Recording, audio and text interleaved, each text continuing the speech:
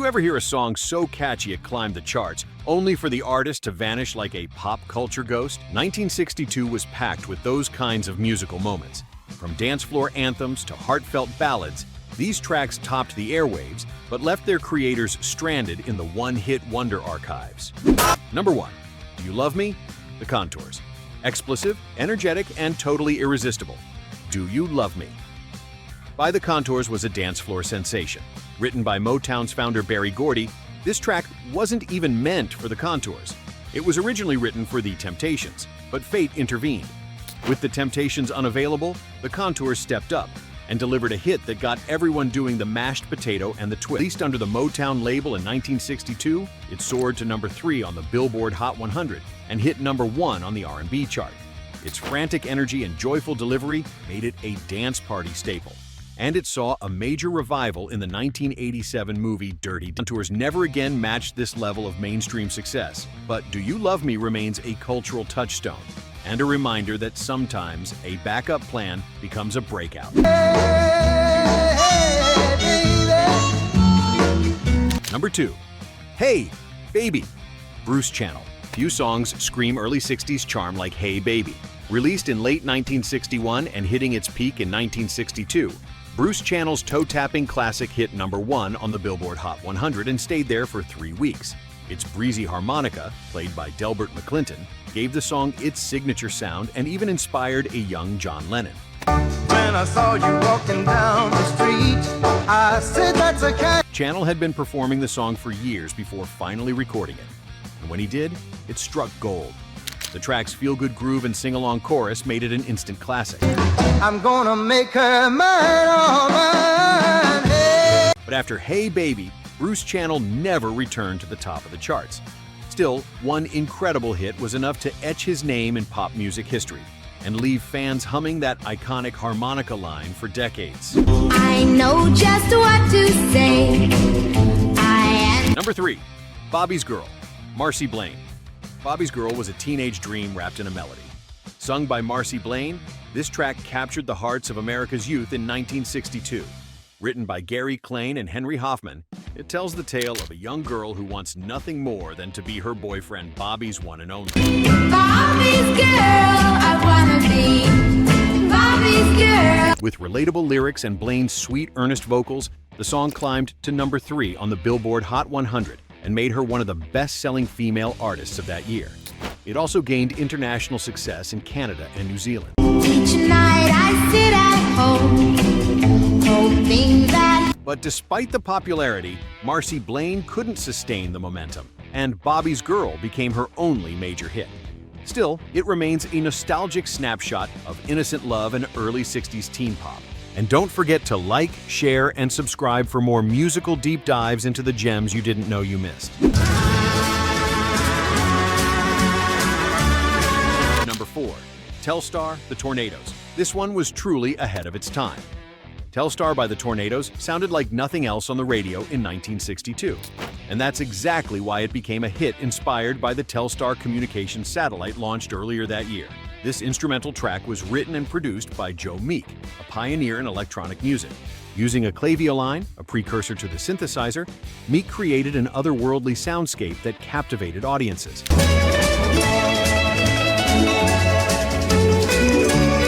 Telstar rocketed to number 1 on both the UK singles chart and the US Billboard Hot 100, making the Tornadoes the first British band to top the American charts. Though the band never repeated that success, Telstar opened the door for the British invasion and inspired generations of electronic musicians. It was science fiction in song form, space-age music before space pop even had a name. I know, you don't love me no more. Number 5. I Know, You Don't Love Me No More, Barbara George. Sometimes the most powerful songs come from raw, personal truth. I Know, You Don't Love Me No More was written and performed by Barbara George, a young singer from New Orleans with a story to tell.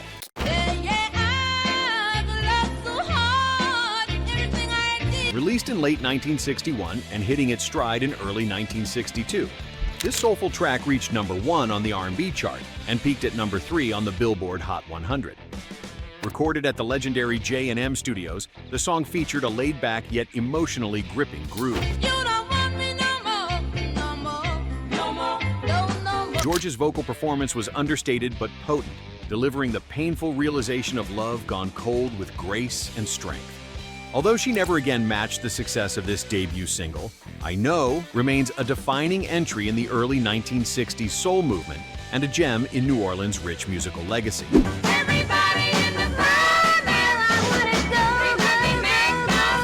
Number 6. Party Lights, Claudine Clark. Now here's a song that brings back the bittersweet sting of teenage FOMO. Party Lights by Claudine Clark wasn't just a hit.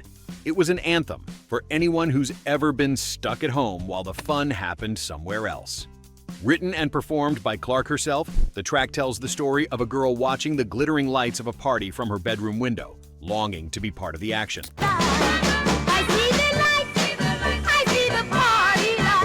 Released in 1962, the song climbed to number 5 on the Billboard Hot 100 and number 3 on the R&B chart. Its relatable theme, catchy beat, and Clark's gritty, expressive vocals struck a chord with young listeners across the country. Despite the song's success, Clark never scored another major hit. But Party Lights still captures that universal feeling of wanting in and holds a special place in the era's teen pop catalog. What's your name? Is it name? Number 7. What's Your Name? Don and Juan. With silky harmonies and a smooth doo-wop groove, What's Your Name? By Don and Juan captured the thrill of romantic possibility. Released at the tail end of 1961 and peaking in 1962, the song follows a young man's plea to learn more about the girl who's caught his eye, just starting with her name.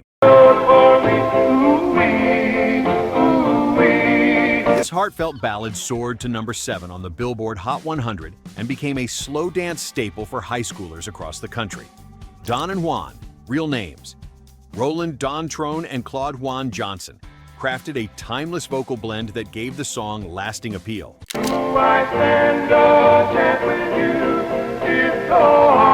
Though they never returned to the top 40, What's Your Name remains one of the most beloved doo-wop tracks of its time, celebrated for its purity, simplicity, and charm. You should lose me.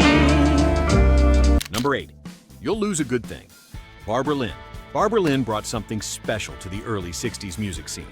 Not only did she write her own songs, but she also played guitar, something rare for female artists at the time. You'll Lose a Good Thing, released in 1962, is a soulful warning to a lover on the verge of blowing it. You know I love you. Do anything for you. With Lynn's distinctive voice and raw emotion, the song resonated deeply, topping the R&B chart and hitting number 8 on the Billboard Hot 100. It was recorded at the legendary J&M Studio in New Orleans, produced by Huey P. Meow, and backed by stellar session players. For you to do right. Though Lynn continued performing for years, this was her only top 10 pop hit.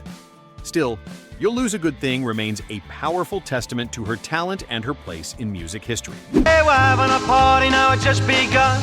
We're all over there and having... Number 9. Shout, Shout, Knock Yourself Out. Ernie Maresca, or Shout Shout, Knock Yourself Out, was pure early 60s party energy. Ernie Maresca, who had already co-written hits for Dion like Run Around Sue, stepped out on his own with this up-tempo anthem that encouraged listeners to let loose and hit the dance floor. The corner and she's doing a twist, so let's shout, shout, and knock yourself out, come on, yell. Recorded in New York with backing vocals by the Del Satins, who also worked with Dion, the track shot up to number 6 on the Billboard Hot 100 in 1962. Let's do a dance that we all can do. Turn that jukebox up mighty loud. With its driving rhythm, catchy hook, and call-and-response feel, it became a favorite at dances and sock hops everywhere.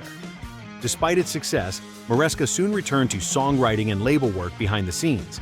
But Shout, Shout remains a feel-good gem from a golden era of pop. Let me in, wee-oo. Number 10. Let Me In, The Sensations. Now with a playful wee-oo hook and sweet doo-wop charm, Let Me In by The Sensations offered a lighthearted take on young love. Led by Yvonne Baker's dynamic vocals, the group's biggest hit is a plea for acceptance and entry, both literal and emotional. Released in 1962, the song peaked at number 4 on the Billboard Hot 100 and climbed to number 2 on the R&B chart. Its whimsical, welcoming tone made it stand out from other pop hits of the time, and it quickly became the group's signature song.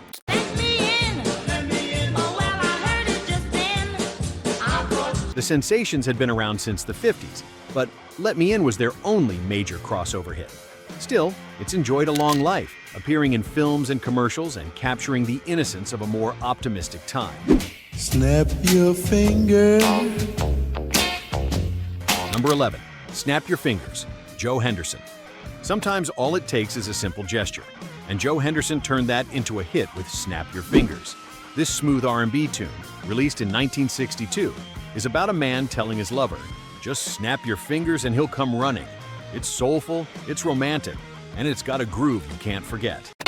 Should I stay or go? The song climbed to number 8 on the Billboard Hot 100 and number 2 on the R&B chart, earning Henderson his first and only major crossover success. With warm horns and a lilting rhythm, it struck a balance between tenderness and swagger. I had it, but I lost it. Now While Joe Henderson never returned to the charts with this kind of impact again, Snap Your Fingers secured his place as one of those golden era voices we'll always remember, even if just for one finger-snapping moment. Johnny, I said we were through, just to see. Number 12. Johnny Get Angry, Joni Sommers.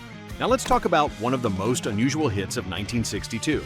Johnny Get Angry by Joni Sommers blends pop, jazz, and even a kazoo to create a track that's equal parts cheeky and dramatic. The lyrics tell the story of a girl who wants her boyfriend to stand up for her, even if it means getting a little mad. Johnny, show me that you really care for me. Released in 1962, the song peaked at number 7 on the Billboard Hot 100. Written by Hal David and Sherman Edwards, Sommers' expressive vocals brought just the right mix of sweetness and sass. When he does, you never speak. Must you? While Sommers had a long career in music and commercials, Johnny Get Angry remained her biggest chart hit. Its quirky charm and unique instrumentation make it a memorable gem from a time when pop music wasn't afraid to be playful.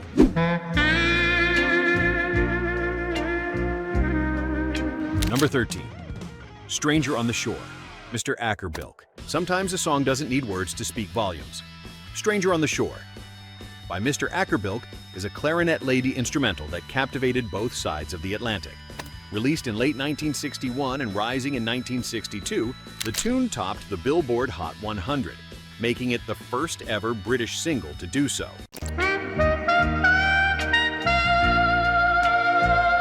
Originally written for a British TV series, the track featured Bilk's smooth clarinet backed by the Leon Young String Chorale. Its gentle, melancholy melody resonated with listeners during a time of global change. Though Bilk remained known in jazz circles, Stranger on the Shore was his only pop smash. Still, it became the best-selling single of the year in the UK and remains one of the most beloved instrumental hits in pop history. Last night I had a wonderful dream about you. Number 14. A Wonderful Dream, The Majors. A Wonderful Dream by The Majors is the kind of song that feels like floating on a cloud. Released in 1962, this doo-wop ballad captured the bliss of dreaming about someone you love. With a lush arrangement and tender harmonies, the song painted a romantic picture that stuck with fans. A wonderful dream.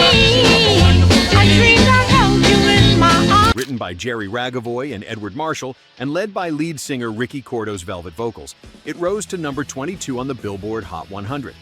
Produced with care and clarity, it showcased the group's polished sound and heartfelt delivery. Although The Majors didn't return to the top 40, A Wonderful Dream has endured as a gentle reminder of early 60s romance, pure, hopeful, and sincere.